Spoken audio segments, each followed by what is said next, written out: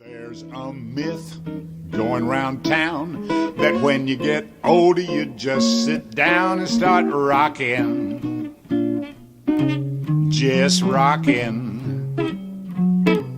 In a way that's true, if you know what I mean. Just take a look at the senior scene. Well, it's rocking, yeah, it's rocking. We're pulling our weight, learning the code, clicking our heels, sharing the load. Welcome to In Praise of Age. My name is Jerry Passmore. I'm director of the Orange County Department on Aging. The program today is really an interesting topic. In fact, our guest is someone that's been our host for many years now. And so we're kind of reversing roles with Florence Soltys. She is our guest, and a lot of you may not be aware that she is an absolute expert, internationally recognized, in the whole topic of reminiscing, life review with older adults. She will be publishing a book this year on the topic, but we get a chance to an early review before that book comes out, talking to Florence today. But Florence is a professor of social work and many other titles, but anyway, I won't go into those because it'll take away from our topic today. But Florence, thank you for being with us. Thank you for asking me, Jerry. It's a pleasure. It's a lot of people talk about reminiscing and talk about, they're just kind of reliving their life again, kind of thing. And I think a lot of people probably have a negative view about this whole idea of reminiscence, of life review type topic, rather than there is a positive side to this whole issue. Is that correct from your research? That's true. And as a matter of fact, generally, I think the population thought it was negative until Robert Butler, the guru of aging, first head of NIH, National Institute on Health, or National Institute on Aging, and who's now at Mount Sinai, actually wrote an article about this, saying how it's an essential part of our lives and that we really need to recall the acts that have happened in our life, those important things, those things that maybe we're not so proud of, to resolve and to establish our value system. So it's a very important part of our lives. Well, that's great. Is there an official definition of reminiscence? Or is there that people have defined as a concept? Well, John Kuntz and I, who've done this book, Transformational Reminiscence, feel that it's the act of recalling events in your life that are really important to you, whether this is personal kind of things or professional or historical, depending. And when you really look, our historical areas, that's how we remember history. We live through it and we remember it, and we can relate our lives to what was going on. For many elders, living through the Depression was probably the marker. For the people living in New Orleans, the floods will probably be the marker of their lives. So major things happen that Jews, one relates to. During the Second World War, the concentration camps. Viktor Frankl, if you've read Man's Search for Meaning, which is an incredible book. If you haven't read it, you should read it, because I think it gives us history. And he recalls about how you survive adversity. And you survive adversity by putting together the strengths when you're under the pressure. You use that for strength building in your life. And that's how his entire family was killed during the Second World War. And he was the only survivor. And he puts it with his strength that he developed from remembering earlier and what his value structure was and what was important. And when I work with a lot of elders in clinical settings, when they face great adversity, for instance, they may have had a stroke, or they may have a family member who's very ill, and they're facing really tough times ahead, I try to help them go back and look in their lives at the times when they faced adversity before. And how they did it, what were their coping skills then, and can we take those coping skills that they still have and apply it to what's happening today. And you help people begin to see, yes, I can do it. I can deal with it. I assume that reminiscence, or the issue of reflection on one's past, I guess, in some sense, we've been doing this since the dawn of time. People passing on to one's children skills and experiences that are relevant for survival. And I assume that would be the case as well, so that the early aspects of reminiscence. Absolutely. In many tribes and societies where there wasn't a written language, how they passed on the family history and the family stories were by oral On the- storytelling. And in fact, the South is one of the places where it's absolutely used a lot. I've done a fair amount of telemedicine, the medical school, reaching out into the rural community where we went out to do a clinic, and I've worked in the nursing homes. It's actually two-way television, and I've taped a lot of lives and their recollections about killing hogs and all these things in the rural community that they used to do, what life was like for them. This really, it's amazing how it helps depression. They would ask me to interview these people who seemed depressed, and we would recall these things, and they would begin to build on that, and it really can help depression. Another area that I've used it a lot is where people have been abused. Many 50, 60, 70 years ago who are elders, who may have either been physically or sexually abused. And one of the things that we do, they've never talked about it. And they have depression. And the ability to sit down with them and discuss what happened to them and begin to build on letting that out, getting rid of it, forgiving. I guess if the most important thing I could say is our strength to forgive. If we can't do that, we're going to live with a lot of unhappy feelings and depression sometimes. I can imagine. But really, reminiscence, we think about older adults that are kind of thinking about their lives later in life. But this really is an experience that you can use in PreK, Absolutely. K through 5 programs, children, small children, and about reminiscing from their, they may not have much of a lifespan, but the idea of sharing their experiences, they just reinforce learning technique too, as well. And one of the really rich things is interdisciplinary work, of asking children to interview elders about their lives and learning its living history. It's powerful for children.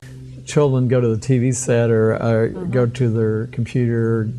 Is that probably in many years growing up as children, I know myself, listening to my grandmother tell stories. It was interesting. You don't really see that much anymore, kind of thing. No. That transfer of the past. The generations. The generations. I think we're losing that, realizing that there's value where we often value technology, and that's the most important thing.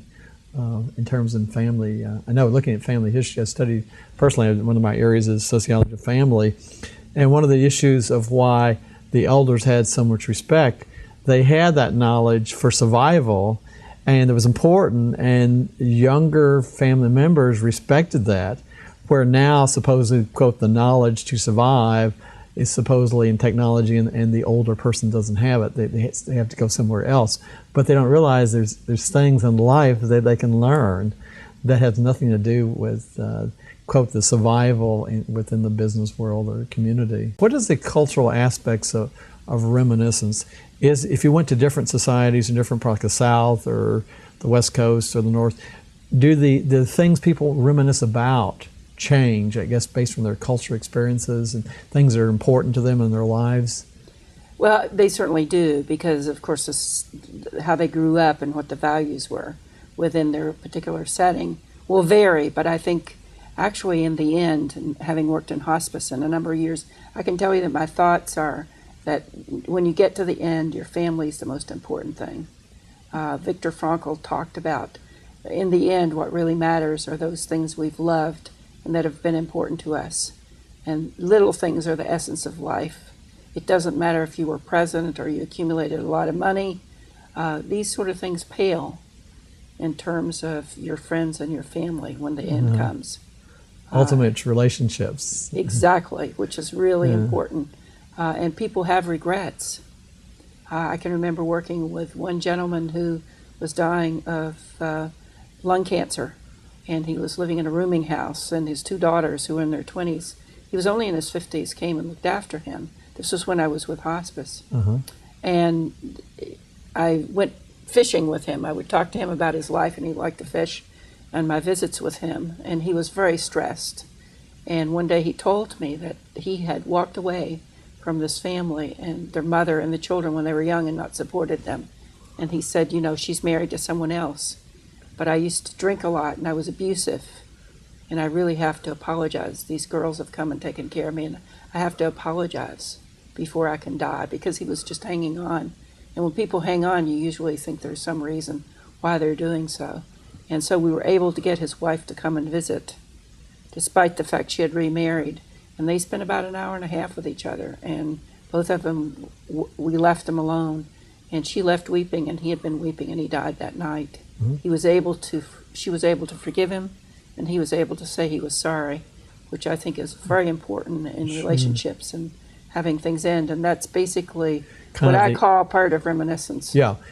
Well, that's basically people, it's a specialized reminiscence. Would you consider that like the end of life kind of concluding one's life and summarize one's life and looking at various aspects to feel that, this is it? I mean, that this is having getting more time to live, and therefore I need to kind of come to, I guess, some grip with my life and the meaning to myself and to other folks. And you feel that that's an important aspect that people miss out on today, a lot of people, before they die? I think because hospice, I think, has helped us a lot, because it's provided a model where this is possible.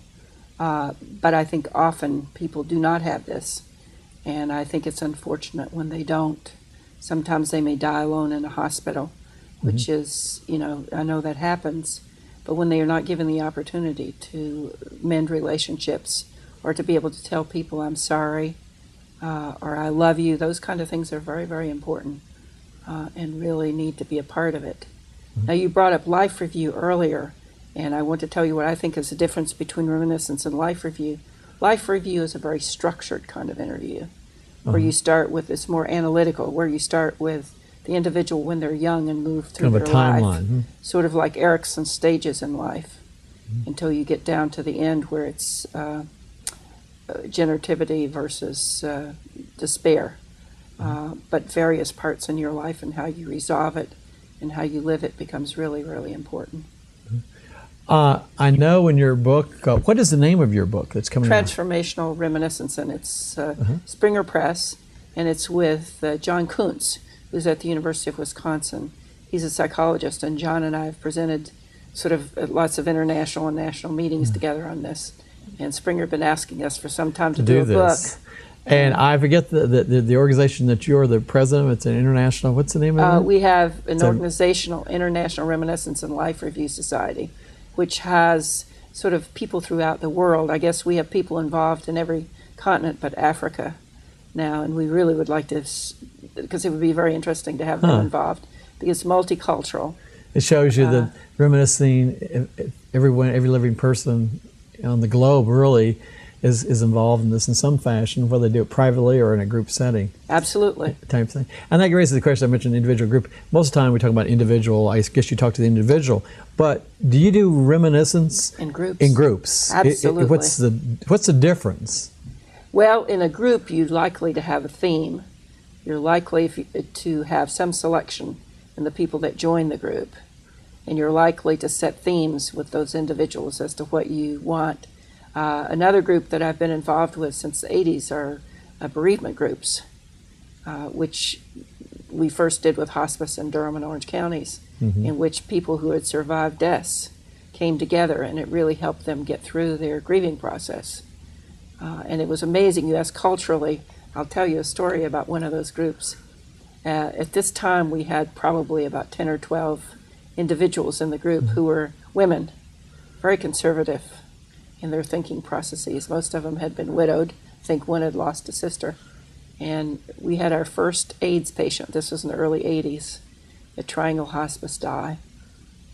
And he had been a young man from Durham who had come home to die, and his partner came with him from New York. Very articulate, very well-spoken, very handsome young man who called me after the death and wanted to come to the reminiscence group. And I was very nervous because I didn't know how this would be accepted within the group. Because of all the females. Well, and also because they were extremely conservative. And at that point, it was not well known in the community what AIDS was. So I told him that he had lost his partner. I was a chicken. He lost his partner. And so it was fun, he would come. And so he came, and they thought he lost his wife. And so he came, we had weeks of him with the group. And he taught some of them to drive a car who didn't drive a car. Others he taught to balance a checkbook. He was taking this one to the movie. He was helping this one. And after a certain point, we told them what it meant. And do you know, it didn't matter at all because they knew him as a person. And it changed the lives of 10 women in Durham, because before that they thought gay was lighthearted and fun, had no idea what it meant. So I'm saying that you can really make changes with people when they get to know as an individual. That's interesting. Most of the times, a lot of people's reflection upon negativity about gays or some other group is based on a lack of experience, realizing that the bottom line is we're all humans. Absolutely. And once you realize they're human and the human interaction, then you can step back and not look so negatively at the concept of gay or whatever else may be, a certain religion or whatever, that they're like you in many respects, more so than this unique thing we see in folks at times. It's too bad we can't all have this experience with things so that we deal with our prejudices more effectively. Sure. But that I think really taught me a lesson. Some time ago, and I just thought it was a great lesson. Very much so. Is there a negative side to reminiscence, or is it, There can be, and I think one needs to be cautious about that. And I'm going to use the experience of a person dying as an example. I think when there have been some very negative things in a person's life, and they're at the point that you don't have time to work it through, and they've sort of protected themselves and made it deep within themselves, not to attempt to bring that out, because what you do is you bring it out and you have all the anxieties attached to that without any method of resolution. And so I think it can, you can be negative about it. But I think for most people it's a positive. So it is sort of a self-reflection that can be more likely to be positive than negative. Because I often wonder if people dwell on negative experiences to the point that they harbor that, issue. But you're right, if there's not a resolution, then it can be I'd just like to tell you about one couple that I worked with where I wasn't sure what the resolution was going to be, and actually what happened. It was fortunate. I worked with them for about 2.5 years. They were both in their 90s, and they had moved here to retire from New York City because the city became too much for them. They were in their 80s when they moved, and he developed Parkinson's disease, and she was deaf. She had not been deaf her whole life, but had lost her total hearing when she was about 84 or so she couldn't sign, and it really isolated her. And he had Parkinson's disease, so that they couldn't communicate because she couldn't hear him, and he couldn't write because of his Parkinson's disease. So I spent hours with them, actually writing on a yellow pad so they could communicate with each other. She could talk back to him and he could hear. And I remember working a lot with him because he had been one of the first weathermen in this country. Remember, he was in his 90s, and this was about 10 or 12 years ago. And we talked a lot about his growing up in Oklahoma, and his father had been an alcoholic. And in those days, alcoholism, you were put in jail rather than treated. And he had abused he and his siblings and his mother, and he was just very ashamed about that. And his whole life had tried to work it out. He was an alcohol counselor, trying to help other people and resolving his own father's his feelings about his father. And his wife was having difficulty because of her hearing. It was very difficult for her, and she was hitting the bottle a little more often than she should, kind of thing. And finally, as we worked on resolution of this whole thing, I bet I spent hour after hour after hour discussing with him what the historical parameters were with his father, with his alcoholism, the impact on the family, the poverty, all the other kind of things, until his Parkinson's disease had progressed and progressed. And one day I went by to see him, and he asked me if I would help him plan his funeral because he knew he was coming to the end, which I did. I brought a minister, and we planned his funeral. And he was a gentleman who had to have absolute control, I think, given his background. Well, he wanted Oklahoma playing as people came to the funeral, and he wanted this kind of flower, and he wanted this song sung, and he wanted me to do the eulogy, which I was very pleased to do because I knew him pretty well at that point. And so a few days later, I went back to visit again, and he said to me, I didn't really tell you what I want done with my body. And I said, no. And he said, well, I want to be cremated. And he said, I have forgiven my father. We've talked so much, I've been able to forgive him. And he said, I want my ashes. He had a daughter who lived in New York City, who was a social worker, who was a friend of mine. This is how I became involved with the family. And he said, I want my ashes. I want my daughter to my father's grave in Oklahoma. I want my ashes divided in half. I want half of them to be taken and put in my father's grave so I can be close to him in my final act of forgiveness. And I want the other half to be in a certain church in Chapel Hill. And I want you to see the weeping cherry is planted above it. And he was dead in a week, and we did these. That's wonderful that you did those kind of things. It's just amazing. This is why the joy of working with elders. In essence, what you're telling me that sometimes we go from reminiscing, which is more, I guess reminiscing, would that be included just in the past or reminiscing to the future? Both. Rather than life review, it's kind of a historical. You relate it, right? You relate so it. People can reminisce about what they'd like to see in the future, like to see happen or changed or that kind of thing, versus reminiscing about the past. And well, you can mix the two and apply it to the present, right? That's what makes it so much fun. Yeah, because often I think people think of reminiscing as more of a past review. People thinking about spending their life in the past. I often think we live in three worlds. I often think of that in many ways as we live in the past, we live in the present, and we live in the future. And many times who you are is sort of how you divide up your time in terms of reflection, the past, which we need all three, projection, the future, now, and the past. Do certain folks, and I often have, I guess I have a kind of a philosophical view about this, especially among those that are divorced.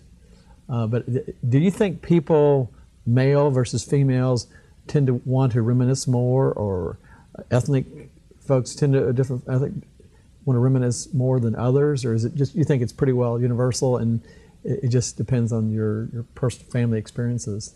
I think there's a gender difference in many instances, because I think our society has not allowed men the opportunity to express themselves as openly as females. It's expected of females to be able to do that, but not males, and I think that's one of the deficits in our society. And maybe that's why males don't live as long. I have disease too, but I think it may play into that. You think, does reminiscence have to be something has to be externalized, or can someone? No, you can do it just in your head. In your head. So in essence, would you say that males may reminisce, but it tends to be more internalized? May well be, and we don't know about it. See, that may well be that they internalize it, and we in don't terms really of socialization, how men are socialized different than females. In terms of usually studies have shown that in terms of females tend to socialize more with each other, tend to confidence in terms of others, where men have fewer. Right. I guess the opportunity to reminisce or share those kind of things. Right. Or it's at what I call a secondary level, not a primary personal level. They are more likely to talk about work, career, and that sort of thing, and women more personal issues. Women have friends and men have their wives. I think that's another way of looking at it that they share with in many instances. Florence, one of my areas of interest as a sociologist, I wrote a paper on sociology dealing with suicide and aging. Yes. And the whole sort of relates to that is that men tend to be white males tend to have a higher suicide rate, and the idea of adjustment and so forth, because they don't have primary relationships other than their spouse. If they lose a spouse, they basically lost really a lot of their contact with the real world, where females tend to be able to look to other females for support during times of crisis or issues. Highest rate of suicide among elders are white males who are divorced or widowed. That's right. So that they don't have that support, or at least it's not Issues viewed by them as having very much support. So. Yeah. Usually loss of job, loss of health, loss of family members, all those play into. And it's an issue that we really need to look at in this country, because, and we don't even look at the suicide passive, where the individual sort of turns their face to the wall and stops taking their medicine, stops eating, stops taking care of themselves, because indeed they want to die. And maybe this is something that we need.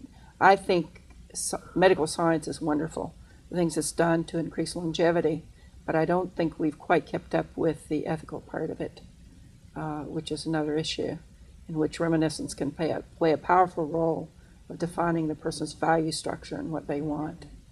Oh, and very much so. I think many folks need the opportunity to do life review or reminiscing or whatever you call it, different aspects of that, and that would, I think, would just add a lot to the meaning, as you say, meaning and purpose in life. Is that many times we don't really give an opportunity at senior centers. We have people involved with activities, other things, but we don't, many times, don't look at the quote somebody would call the spiritual side of man and the meaning and purpose of that opportunity. I think it's one of the things we're missing. We take care of the body, physical exercise and being active and social and games and activities and stuff. But I think you're right, very much so, that would add as a whole new dimension. It's great that you've written this book. Well, I guess also my philosophy is that it's okay to know the disease the person has, but it's better to know the person than the disease. And I think until you do that, you really are not treating the whole person. I think it's absolutely essential that we look with the health model, that we look at the whole person. That's why interdisciplinary teams are so important. But to go back to reminiscence, I think, and culturally and creatively, I think dance, music, gardening, all those kind of things are all part of this. And so it has different forms, reminiscence, absolutely, rather than the verbal, as you people think.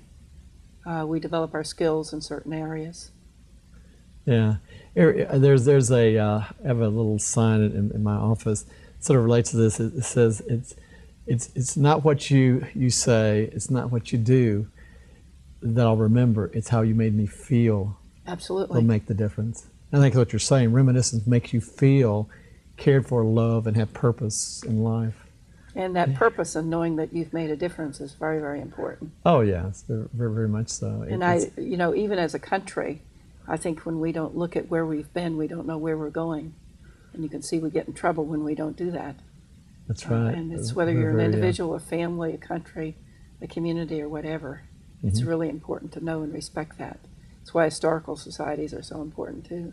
Repeat the name of the book. It's coming out again. Transformational Reminiscence. Transformational Reminiscence. By John Kuntz, K-U-N-Z, and myself. I'd like to thank you for, well, not just for being on the program today, a little different role here, but for all you do for the community. I know you're involved in so many things. I know some of those, it's just a little of them, but you're involved in many things, but we appreciate it. Thank you, Jerry. There's a myth going round town that when you get older you just sit down and start rocking, just rocking, in a way that's true if you know what I mean. Just take a look at the senior scene. Well, it's rocking, yeah, it's rocking. We're pulling our weight, learning the code, clicking our heels, sharing the load, and every so often we're hitting the road. Yeah, we're rocking. Well, I must be going, got a game at 3, then kids to be tutored, they're counting on me.